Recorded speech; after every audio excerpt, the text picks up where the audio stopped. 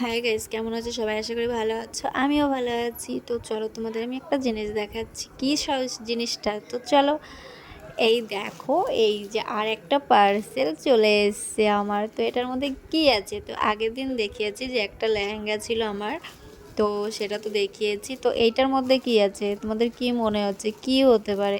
তো চলো, তোমরা দেখতে থাকো আর এনজয় করো। তো আগের তো লেহেঙ্গাটা কেমন হয়েছে তোমরা কিন্তু আমাকে কমেন্ট করোনি। তো আমাকে একটু আগে ফোন করেছিল যে ডেলিভারি বয়, সে আমাকে ফোন করে বললো তোমার একটা পার্সেল আছে। তো আমি জানতাম না যে এই পার্সেলটা তোমাদের দাদাভাই আবার অর্ডার করেছে। তো আমার কাছে ব্যালেন্স ছিল, তো তার জন্য আমি দিতে পেরেছি। আর যদি ব্যালেন্স না থাকতো তাহলে তোমাদের দাদাভাই অনলাইনে পেমেন্ট করে দিত।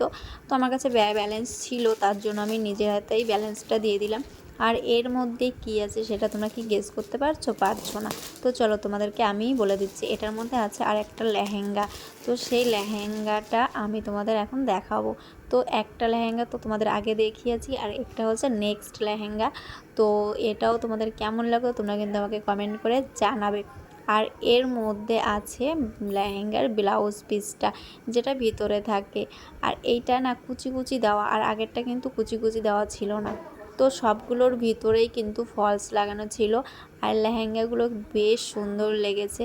যেহেতু আমার আর মানে ফলসটা এক্সট্রা লাগানো লাগবে না, এর মধ্যেই সব কিছু লাগানো আছে, শুধু ব্লাউজটা সেলাই করতে হবে। আর পাঁচটা আমার মেপে কেটে তারপরে সেলাই করতে হবে। তো আমার তো খুব পছন্দ হয়েছে। তোমাদের কেমন লেগেছে তোমরা কিন্তু কমেন্ট করবে।